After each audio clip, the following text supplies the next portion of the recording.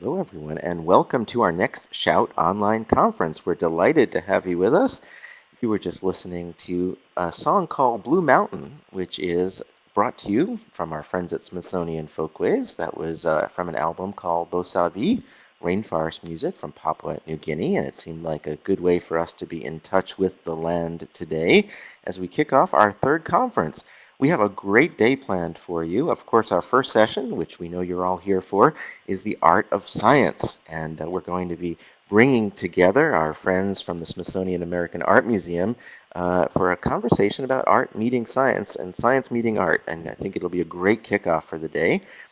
I also wanted to let you know that following that, we'll have a 1-hour break, a great time for you to check out some of the podcasts we'll remind you of at the conclusion of our first session, and also to check out the online communities that are burgeoning around Shout Learning.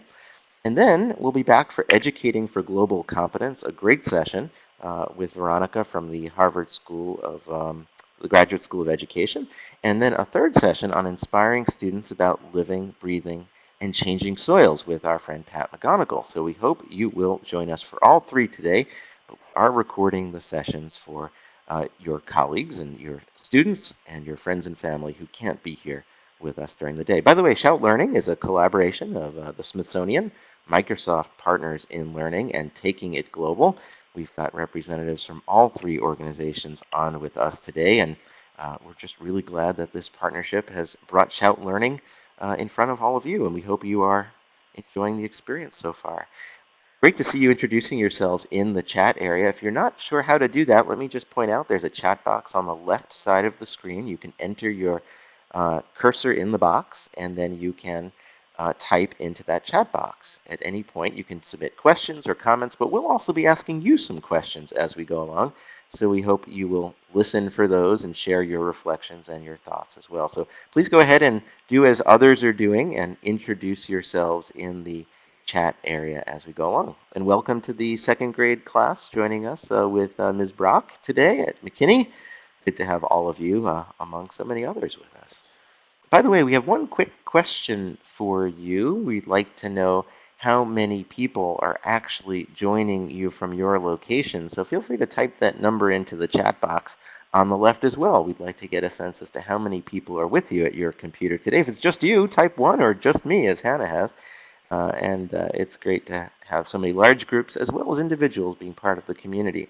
I also want to do a special shout out to a couple of our Shout Conversation leaders who are joining us from around the world. You'll see we've got people like Jelly out in Greece, and Saida is here from Croatia with colleagues, and we also have Ivana joining us as well from Education and Teacher Training Agency in Croatia. So welcome to all of you and the groups that you have assembled for joining us today. Real quick, we're going to get right into the heart of things, just a little bit of extra upfront information just to make sure you have a good experience throughout the day. My name is Jonathan. I'm here in New York City today. I'm here with my colleague Adam Lafacci, and Adam is also taking a look not only at all of your comments and questions that are coming in, so we can be sure to represent them as best as possible, but he is also keeping his eye out for any of you who are tweeting today, and we hope you'll use the Shout Learn hashtag when you post to Twitter. You can put comments and observations there as well as in the chat box here. So if you're in a room with 19 people or with 22, as Shelby is, if those of you have access to Twitter, you can post your messages there. We're also on Facebook at facebook.com/shoutlearning, so check that out. We're almost ready to get to the main event today, but I do need to point out two more quick things. One, we're closed captioning today's event, so we hope you appreciate seeing those captions coming up on your screen. Thanks to our friends at WGBH for keeping up with even my fast talking right now. But if you don't need the captions, you can turn them off. Just click the CC button on the captioning area of your screen on the right side. and then change the display menu to none, and that will turn your captions off.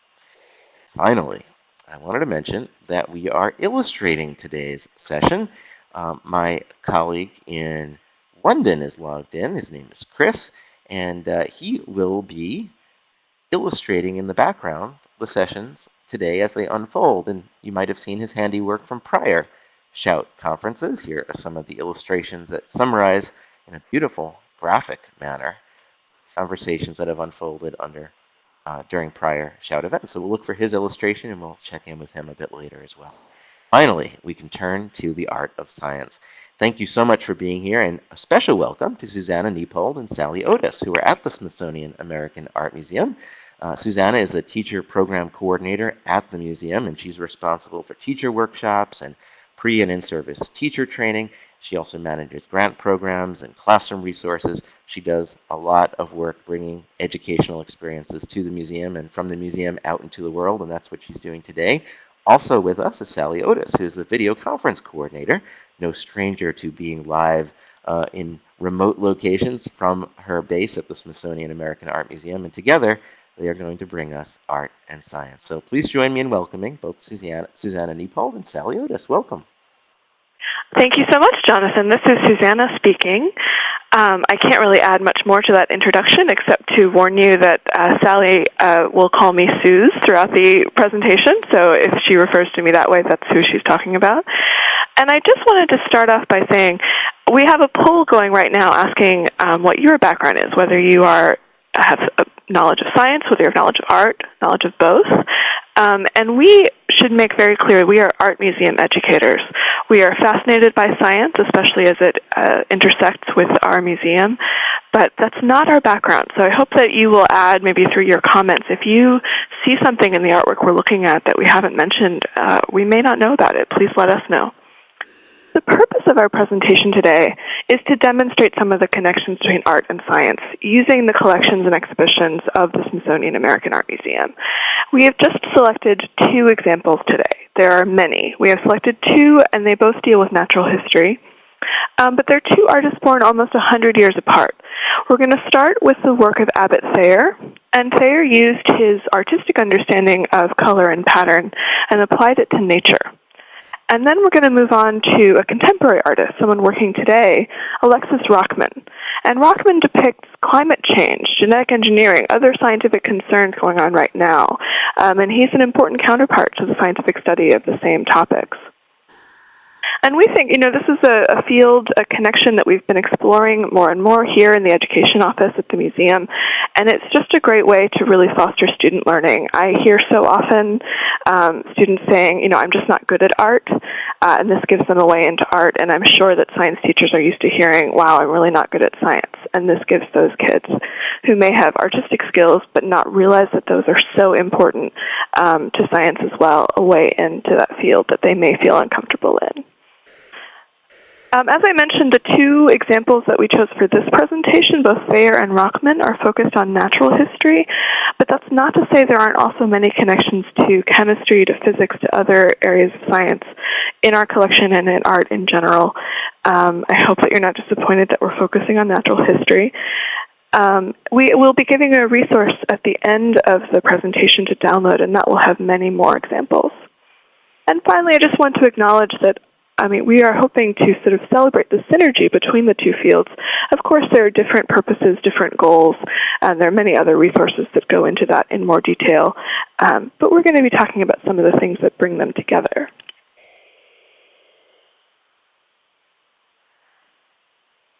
So we have asked a question. You'll see it on the left-hand side of your screen, and that question is, what characteristics and skills do artists and scientists share?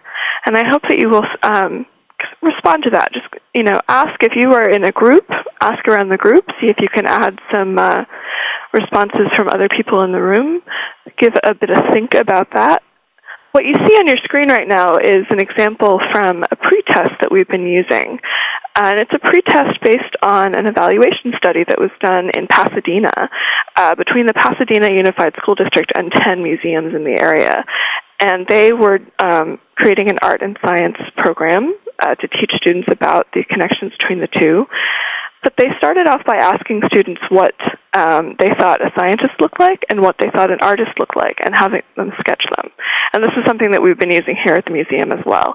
And what you'll find is, before any kind of program to try and encourage students to see the connections, you'll get some very stereotypical results. So on the left, you'll see the most common kind of scientific illustration you get. It's a man in a lab with a lab coat, a test tube, some sort of chemistry set behind him. Here we have a microscope.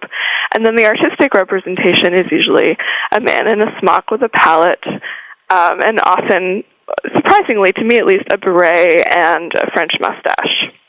So when we start off, we get stereotypes. Hopefully by the end of the presentation, that will have changed. Right, and I'm noticing already a lot of observations or a lot of comments that people are leaving about these characteristics that they have in common. A lot of observations, curiosity about the world, or looking at the world for detail and observation. And so I hope that throughout this presentation, you'll continue to think of some of these common characteristics. Obviously, we know that these two fields are not so isolated.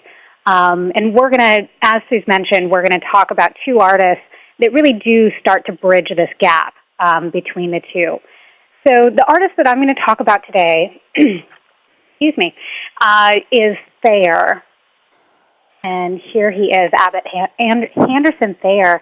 And even though he has a funny hat and a mustache like our artist's illustration, he actually, and he also studied and trained as an artist, his observations led him to develop theories much like a scientist.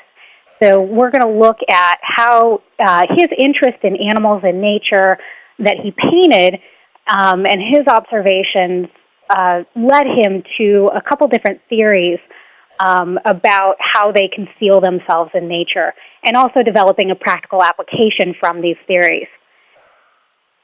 So we'll shoot to the first painting, this Blue Jays in Winter. And as I talk about Thayer's theories, one thing to keep in mind is that, the scientific process is all about developing a hypothesis and testing it.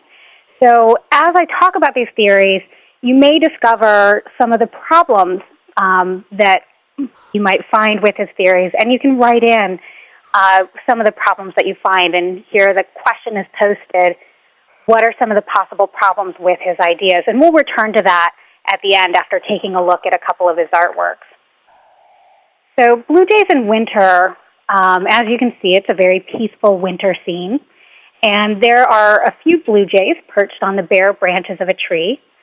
You might notice that Thayer is intentionally painting the blue jays to blend in with the shadows of the trees and with this on the snow, with this really flat kind of gray-blue paint that he's used for both the shadow and the bird. And so in his paintings, Thayer is really showing the similarities of the colors of the birds and its environment. And this is what led Thayer to his theory on blending. You can see that Thayer isn't just observing the color of the bird, but really calling out that relationship to its surroundings and how the blue jays seem to disappear even without the covering of the leaves on the tree branches. And so this led Thayer to understand how blue jays might help protect themselves by blending into their environment. Now, Thayer saw a distinct difference between his theory on blending and the next theory that we're going to take a look at. And in this artwork, Thayer was a little more skilled at recreating the animal in its environment. And at first, it may just look like a forest floor covered with leaves. But as you start to look a little bit closer, you start to notice some of the darker and lighter areas creating a pattern in a couple of different places. I'll leave this up for just a couple seconds so you can kind of start to see the animal reveal itself. And then in the next slide, we actually have altered the bottom artwork to blend out the background and to really highlight the snake amongst the leaves. So Thayer saw the snake's pattern and how it breaks apart the continuity of the snake's body. And it almost looks like two or three objects rather than one continuous body. And this is Thayer's theory of disruptive patterning. And it's based on the idea that it makes it more difficult for predators to pick out where the animal starts and stops, or in this case, which area is the head or which area is the tail, which can also be confusing to any predators of which direction the animal is moving, especially if you imagine this patterning being also broken up with the way that a snake moves back and forth. And another example of this, this is not an illustration by Thayer, but this is another example of disruptive patterning in a herd of zebras. And while it's not as effective with one zebra, in a herd, the combinations of the lines and the directions of the lines make it difficult for a single zebra to be singled out by a predator. And also, when they're moving together as a herd, it's very confusing as to not only the distance and but also the direction that the herd is moving along. So making it much harder for any lion or predator that's chasing after them to really gauge when to pounce or when to leap in order to catch a single zebra out of the pack. As I mentioned earlier, Thayer also found practical applications for his theories. And he presented these to the U.S. Department of the Navy. And he recommended that they apply protective coloration to their ships and essentially use disruptive patterning in order to camouflage them. And the Navy did, in fact, use this tactic, as you see from these two boats here. They used this during World War I. And it confused the enemy much in the way that Thayer observed in nature, and much the way that I talked about with the herd of zebras, except this is on one single boat. So the enemy essentially could not gauge how far the boat was, what direction the boat was heading in, because of the way the patterns are placed and that contrasting patterns along the boat sides. So this led Thayer to being called the father of camouflage. And you can see a lot of Thayer's theories in modern military camouflage even today. So in addition to the two theories that I talked about, you see blending in the top left and disruptive patterning, he also developed a couple other theories, mimicry and counter shading. And there is, you will have a link to an observation journal that goes into a little bit more depth about his other two theories. Unfortunately, I don't have time right now to go into all four. But those are just a couple examples of how Thayer observed nature and really observed animals in nature to arrive at these theories and ideas of practical application of them. Now, Thayer thought that all animals use color to conceal them in their environment. And as many of you may have noted, that there are some problems with these theories. We know that the colors and patterns in animals have evolved for other reasons as well. It's not just to camouflage them.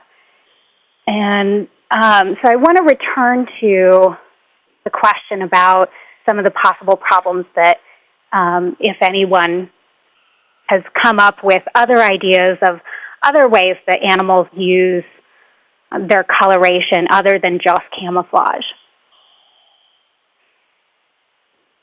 It looks like you guys may be a little early in the morning. No, here we go. Barbara is first in with response here to attract a mate. Definitely. We're also seeing that from Hannah as well. Yeah, that's one of the most, one of the ones that really jumped out to me when I was looking at Thayer is that, well, obviously we've heard so much about the patterns and the colors of animals not to blend in, but to really appear attractive or bigger, or things like that to mates.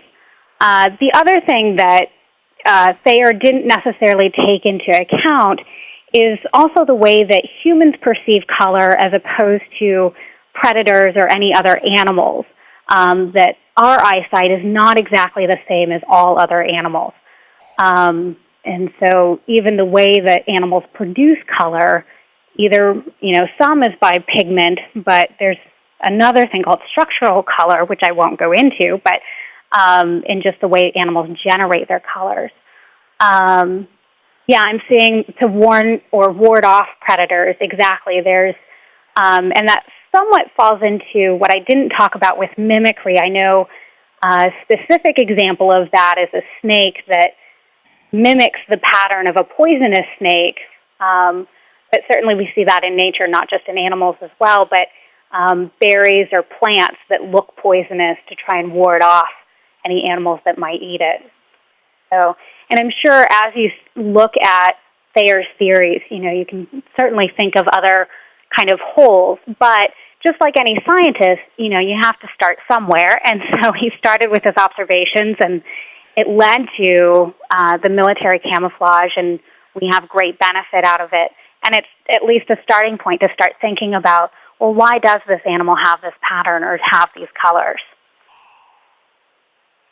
And so I'll turn it over to Suze, who will talk about our next artist. Thanks, Sally. Alexis Rockman is working, about 100 years after Thayer. He is the subject of an exhibition currently here at the museum. I see a number of people logged in from Washington, D.C. and Silver Spring and the surrounding area, and I do highly recommend you coming to visit the museum sometime before May 8th to see his work in person. He often works on a really monumental scale. And we've done our best. We've tried to select works and to show details during the next couple of slides to try and give you a sense of what's going on, but it really is best viewed in person. He is from New York. He works in New York and has shown often there and shown, of course, all over the country. So you may have a chance, even if you can't make it to our show, to see his work in person. So like with Thayer, he has a similar fascination with natural history, but a much more current interest. He is very interested in climate change, in genetic engineering, and things happening to our planet now. And his interest in science began as a kid. I see that we have a lot of elementary teachers logged on, and I hope that the students in your classroom know this is someone who is taking something that an early interest and turning it into a career, keeping that passion alive. He visited natural history museums as a child. He was fascinated by the dioramas, by the things that he saw there. So we're seeing someone who's really taking what interested him from a very early age and bringing that into his artwork. That was just a photograph of Rockman. Here's the first work we're going to show. While many of Rockman's works, and the ones that we'll look at in more detail, are fantastical, sort of futuristic, dystopic images, he also has an incredible proficiency for scientific illustration. He went on several scientific expeditions to Guyana. He created work that demonstrated the life of the ecosystem there. He was even commissioned to create works that would illuminate scientific articles in natural history magazines. And what's wonderful, I think, about his scientific illustrations is that it can do things that photography, that even video can't quite accomplish. Artists can make a number of decisions, can organize a composition to show an entire ecosystem and the way that it interacts, all in one frame in one moment in time. So you can really learn so much from that. You see in this plant, this bromeliad, frogs and a number of other animals, coexisting within the plant, benefiting from the water stored in the plant, and see how that all kind of works together just from his one image. Suzannah, I just wanted to think about something as we're. What can you get out of looking at an artwork, a piece of art that might relate to environmental issues that you wouldn't necessarily get by just simply reading about environmental issues? Well, I think images are so powerful.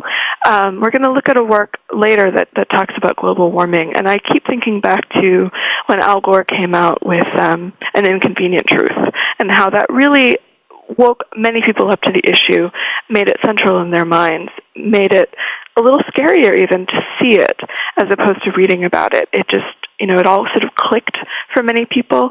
And certainly for those of you who are teachers, as I'm sure most of you are, you know that people learn in different ways and that many people respond to images more than text. So there's that. But I also wanted to read We produced a catalog for the Alexis Rockman show, and we're fortunate enough to have a scientist write one of the essays. And a scientist who used to work at the Smithsonian and has worked with Rockman before, and I just took out one of his quotes because I thought it really answered that question from a scientific point of view. And he's talking about working with Alexis in the rainforest. And he says, "Standard photography is limited in what it can do in the rainforest where light levels are low. Art, which can combine elements a lens cannot, can go beyond those constraints, as well as convey a sense of the experiment. Alexis secured an amazing marriage of natural history with imagination and creativity. It is clear from the outset he has been sensitive to the impact humans are wreaking upon the living planet." So many of those things that you mentioned in the beginning, people mentioned that science and art have creativity in common, have imagination in common. Alexis Rockman really brings that to the fore. Thanks, Suzanne. And I've posed the same question to our friends who are joining us live online today. As you look at these works of art and you think about art in general, what kinds of messages and what kinds of learning can come from a piece of art about the environment that you wouldn't necessarily be able to transmit by simply writing about it? So think about that. And back to you, Suzannah. Well, that's great, and I'm going to keep everyone very busy because, as you can see, I've just opened another question about the work of art that I just showed specifically. This is The Farm that Rockman painted in 2001, and we've chosen this one because it was intended for a billboard, and so it is a nice, clear image, unlike some of his more monumental mural images, something we thought maybe people could see clearly in this forum. And as you're looking at the farm, I will talk very generally about it and more about Rockman, but I don't want to start describing it until you all have a sense to look at it on your own. So take a moment, see what you can find, and specifically, what examples can you find of man's intervention in nature? What role have we played in the way this picture is playing out? The Rockman show here at the museum, the title is A Fable for Tomorrow.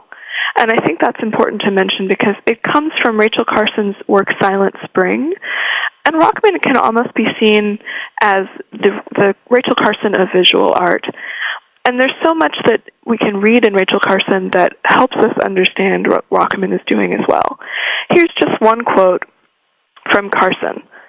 "The history of life on Earth has been a history of interaction between living things and their surroundings. To a large extent, the physical form and the habits of Earth's vegetation and its animal life have been molded by the environment. Only within the moment of time, represented by the present century, has one species, man, acquired significant power to alter the nature of his world." And that's what Rockman's looking at here. This is what man is doing to affect nature around us. And the billboard is meant to raise awareness about genetic engineering. So, and I hope Sally will help me if people are adding great things. I see that people are saying pictures are worth 1,000 words. That's absolutely a great response to what they can achieve that words cannot. In the farm, essentially we're tracing the evolution through man-made means, through genetic engineering, of 3 animals, the chicken, the pig, and the cow. And you can read the image not only from left to right, but from top to bottom along a diagonal. And you see, the exhibition is called A Fable for Tomorrow. You see our yesterday, our today, and tomorrow represented through these 3 animals because you see 3 versions of each. If you look all the way in the upper left, which may be harder to see, you see very early examples. The pig here almost looks like a wild boar. The cow still has horns. The chicken looks perhaps more recognizable to us today. Then the next iteration of the cow and the pig are probably the ones that we would recognize from farms today. They've been domesticated. They're no longer wild. Okay, good. I see some responses coming in. And you notice that the next iteration of both the cow and the pig are much bigger. You might notice that in addition to being bigger, their shape has changed. The cow has become quite square. And the number of udders have increased. So we have been changing these animals. We've been engineering their genes so that they produce more, are more convenient for human consumption. And the pig has 3 organs painted on top of it: the heart, the lungs, and I think the liver. And it's up to you what those could refer to. They could refer to the human organs that are affected by eating lots of pig products, or they could refer to the organs inside the pig. A lot of you are noticing the blue ribbon around. It's a picture of a hairless dog. This is another example of genetic engineering, the fascination with pedigree dogs and with working with the breeds to create the ideal pet. Of course, having something hairless is a great advantage for those who have allergies. And I notice a lot of people asking about the square melons. Yes, there are square watermelons. You can imagine for your summer barbecue, those might be easier to chop up. And there are also some huge tomatoes that are square for easy packing. Some other details that you might see, there's actually a little inset that shows DNA, kind of a double helix. So that's perhaps the root of all of this change. And a detail that I found really interesting, I had to look it up, is a mouse at the very bottom. It's a hairless mouse, and it looks like it has a human ear growing on it. It's actually a real experiment where scientists found that they could replicate human organs, human body parts, from cow cartilage. But of course, they experimented on mice. So the mouse grew a human-looking ear out of cow cartilage off the back. So that's all being referenced. Someone's asking, are they square from genetics or square from being grown in a square cage? That's a great question because, of course, that is one of the major issues of agriculture today. And one of the other insets up at the top right shows, we think, the housing of these 3 animals. So I think that Rockman is referencing that question a lot. I'm glad that someone thinks the work is fascinating. There is a lot going on here. Interesting question that came ago from Camellia, who says, art doesn't always respect the scientific truth. Could that be confusing for students? That's a fantastic question, and that's one that we often address, not just with science, but with history. Because even though art has a lot to say about history, it's not always historically accurate in the way that we might hope a primary source would be.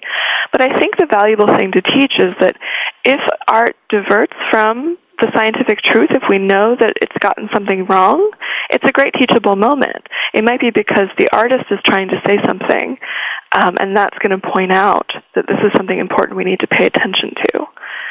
Here, for example, we know that a pig does not have an image of a heart, of lungs, and of a liver on the outside of it. So we can ask ourselves, well, what is Rockman trying to say about that? And I noticed someone added earlier that we also use pig organs, can have learned how to transplant pig organs to humans. So that's another potential interpretation. So, and as Janet just said, art is a great starting point to teach critical thinking. Thank you for that addition, because that's wonderful. It's a great point, and Jolie Brock adds, art is like poetry. It's up for interpretation. Is the valuable tool. Anna agrees. Great. There's a question here from Darren about what's going on with the tropical birds. And that's something that I haven't found specific references to. What I wonder is perhaps are we engineering them for their color? Because you see 3, you see an orange, a blue, and then one with mixed sort of yellow and green. This is, I know that pet shops, like with the dog breeding, have created so many problems with breeding for human convenience and human pleasure. So I don't know. Perhaps someone in the audience knows the answer to that. I want to move on, just in the interest of time, to the next work by Rockman. This is a mural. When you look at it in real life, it is 8 foot long. So we're not going to spend the entire time on just this general view. I realize that it's hard to see. But let me just give you a general sense of what's happening here before we all look together at just a detail. This is the beginning of Rockman's artist as advocate moment. So we talked before about how powerful an image can be, especially when dealing with climate change and current political issues with science. And this is where he really takes on this is his effort to spread the word about what might happen to the planet if we continue on as we are. And it was the beginning of a series he called American Icons. What we're looking at here is the Brooklyn, New York waterfront. The Brooklyn Bridge is perhaps the most recognizable monument. But his whole series takes on all the many monuments that we associate with America, from the Capitol building in Washington, D.C., to the Arch in St. Louis, to Mount Rushmore, and shows them in this dystopic future where man's responsibility to the environment has caused, or irresponsibility to the environment has caused crisis and major environmental change.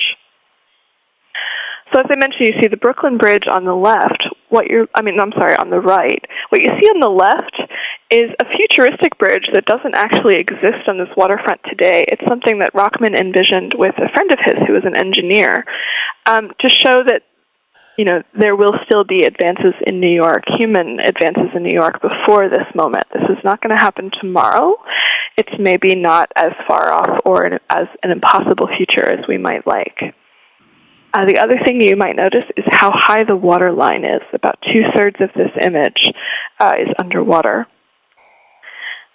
And the end of modern civilization, the end of man, we don't see any evidence of human life surviving, is not the end of all life. Just because we are creating an environment that is not sustainable for us doesn't mean that all life is gone. So we'll look at some examples of that. And finally, if you can read the text below the image, you'll see that the title of this work is Manifest Destiny. That's a term that you might be familiar with from American history, from the moment of westward expansion, where we thought it was our manifest destiny to expand the United States from sea to shining sea. And there it was quite a celebratory term, and I think that Rockman is using that, changing that meaning in quite an interesting way. So maybe we'll return to that. As we look at this and as we move to a detail, I want you to think about the new question that we've posed on the left-hand side of your screen, which is, what is the moral or message of this artwork for you? What is Rockman trying to say, and how is he saying it?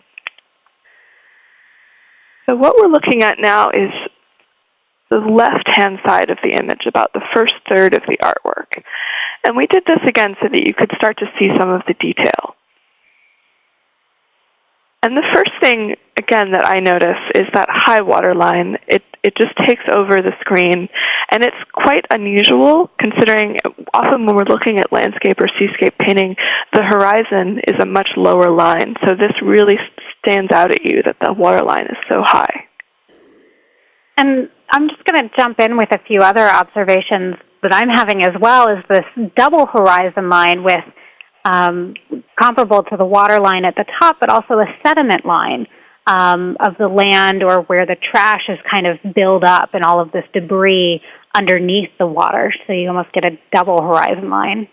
Absolutely. There's so much destruction in this image. You can see the remnants of New York, the New York that has been left behind underneath all of that sediment. The empty buildings, some of them have toppled over. Evidence of ships that have been covered up by the sediment. So you can see what was here, what is here in our lifetimes, but what has not survived. But in addition to all of this destruction, like you mentioned, the buildings and crumbling down, being torn down or decay, there's also a lot of creation. There's a lot of evidence of life that's surviving, both flora and fauna. We have the birds, of course, above the water line. We have several various animals, and I'm seeing an eel there, kind of single-cell organisms, and also plant life. Although this isn't by far a lush green landscape, there is still a lot of survival here, that it's not completely desolated. It's not completely all about destruction. Absolutely, and even though the life has survived, it's not a nice environment for humans anymore. It's so harsh that sun really that is such a big part of this detail, is a very harsh sun, very low right by the water line.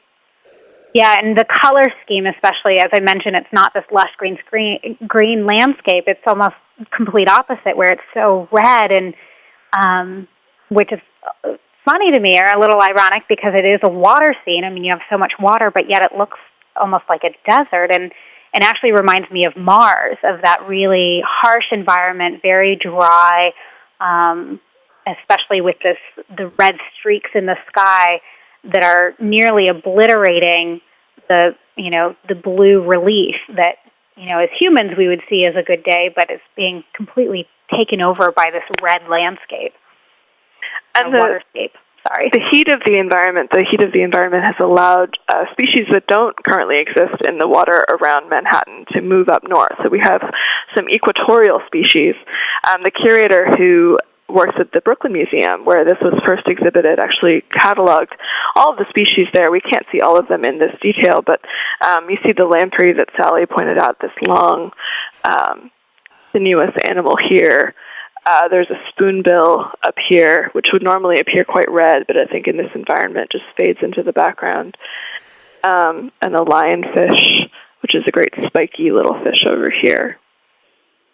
I'm seeing already some great observations over here. People are mentioning that even in New York today, obviously there's already layers of life buried under the city. If we think of archaeology, it's a constant layering system. This is just the next move in that. Someone's saying it reminds of a huge civilization along the Indus River, very advanced. No one knows what happened to them, which is great. It feels very hot. I need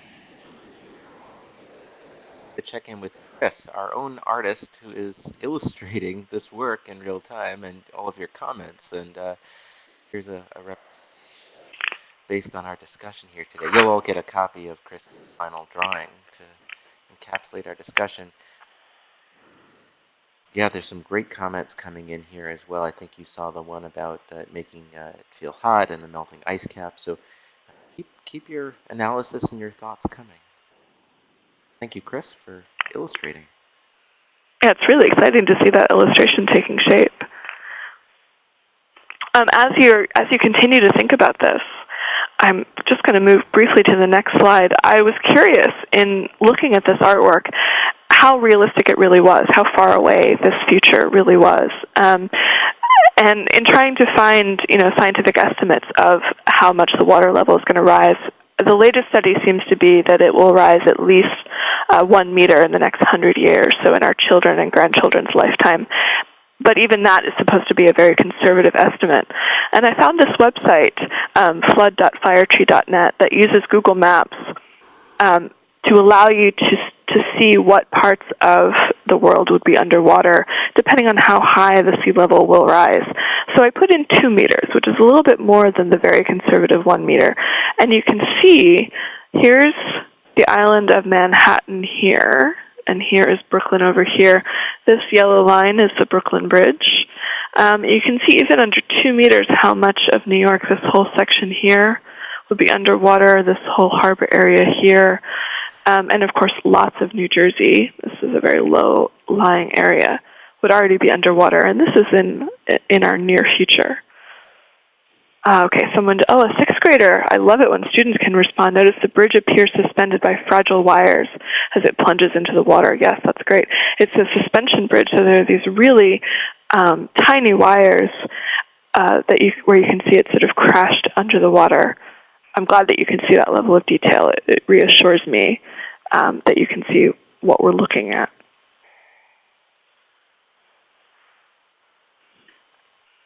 All right. And so we wanted to wrap up kind of coming back to that idea of the illustration between an artist and scientist. And here we have a much more symbiotic relationship between the artist and scientist. Hopefully, you can't even tell which one is the artist, which one is the scientist as they work together and as their work really overlaps.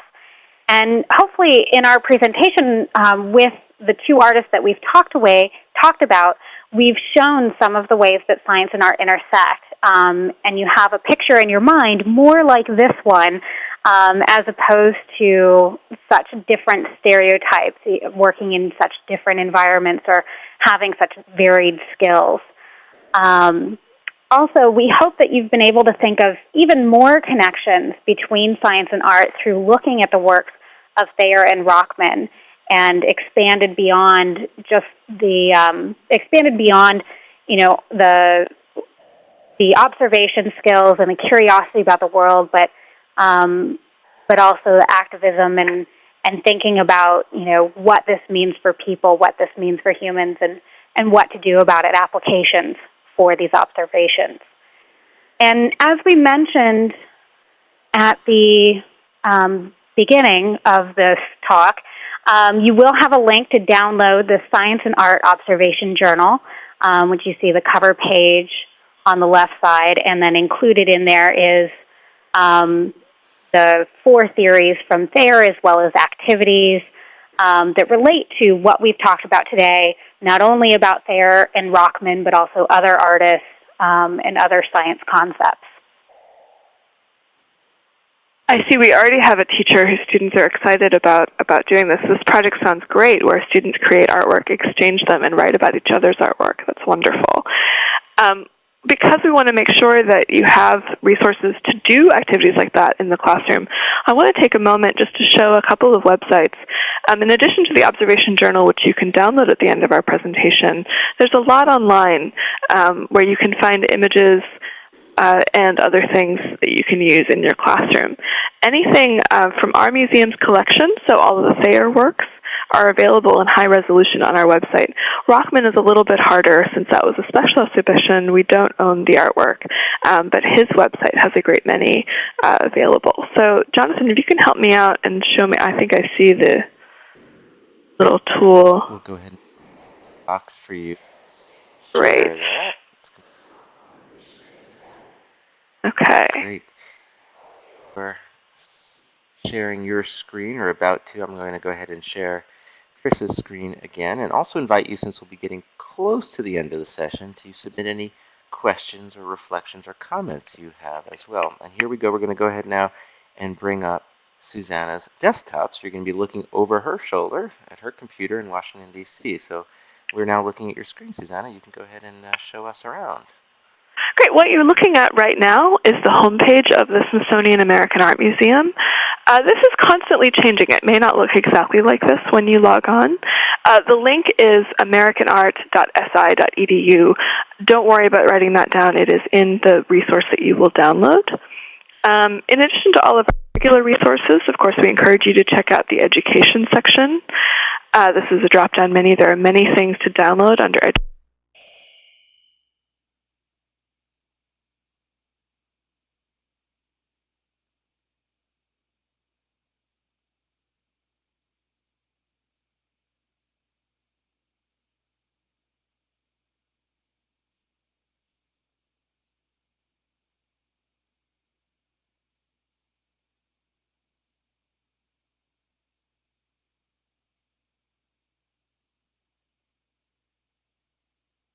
So through May 8th, that will be one of the links from the homepage. You can see I have it highlighted here. But after that, you can always find it by going along the top. Right now it's listed under current, but of course it will soon be listed under past. And if we just go to that link briefly, you'll see this is very small text for me, and it may be smaller for you. There's our slideshow, and you can comment on artwork by going into the slideshow. There is Rockman's gallery talk that you can watch. Also a link to buy the catalog and to come to our programs and read articles. I'm just going to click on the slideshow link to show you what you'll be getting. This slideshow includes a selection of work from the exhibition, not everything. You will find Manifest Destiny and the lovely bromeliad image from Guyana, but the farm is not included here, so I'll be showing you how to find that elsewhere. So you can see you can get a pretty large, pretty detailed image through this slideshow. For the works that are not there, I'm going to switch to another tab, which is Alexis Rockman's homepage. It is the first thing that comes up when you Google his name, but it's also alexisrockman.net. That link is in the materials we have for you to download as well. This page changes every time you log into it. I'll just refresh once so you can see, oh, here's a detail from the farm. So don't be thrown off if it looks different. But all of his work is listed under this link called Projects at the upper left, and it's broken into the themes, the projects that he's worked on. And we're lucky in that the works that we chose to show to you today, just by coincidence, happen to be the key images for the three themes that they are a part of. So you see Manifest Destiny here under American Icons, you see the farm under Wonderful World, and the bromeliad here under Guyana. But if you go into American Icons, it's not just Manifest Destiny. It's the whole series of American Icons. Here is our beloved Washington, D.C., or Capitol Hill, in a futuristic vision of what might happen when nature takes back over. So I'm going to go back. Jonathan, remind me, how do I get us back to where we were? There you are. Fantastic. So we wanted to end and give you some time to ask us questions. And so it's just a chance for us to show another Rockman work that is a particular favorite of both of us. It's called The Conversation, appropriately enough for a Q&A session about our presentation. And it shows a conversation between a man and an ape, but of course the man is holding a gun, which reminds us of the troubled history between these species. So please let us know if you have any questions for us about anything we've covered in the presentation, any of the works by Thayer or by Rockman, or about science and art in general. And I'm noticing, as Suze was talking about Rockman, and many of you may have noticed this as well, that these images are incredibly gripping and lots of things being noticed. I know there's a class that was noticing just the single tree in the farm and the Manifest Destiny, that it's not just destruction, that there may be some hope there. So not only is there a lot to observe about these, but a lot to talk about, and they really lend themselves to discussion about what's going on without necessarily any one answer. So that can be great to share with your students, to get them talking about these issues and talking about what they think is going on, whether it's a hopeful view or not, or what we might do to make it a hopeful view as opposed to just desolation. So I think those kinds of comments are great. That just wanted to mention that I'm noticing on the sidebar as we're talking. Well, I loved Adam's description of this scene as sort of peaceful yet menacing, which is great. People are already making connections, which I like. Someone is talking about connecting Rockman and the farm with Fast Food Nation. So it's great that you're finding connections to other things that you've read and done. The advantage to using some of these works in the classroom or in person is you can really give people time to look on their own and to think. There are some comments that have come up sort of when we've already moved on that I'm sorry I didn't get a chance to call out. Someone noticed in the farm the image of the single pollinator is so important, and that's great. You know, pollination is such a big part of agriculture.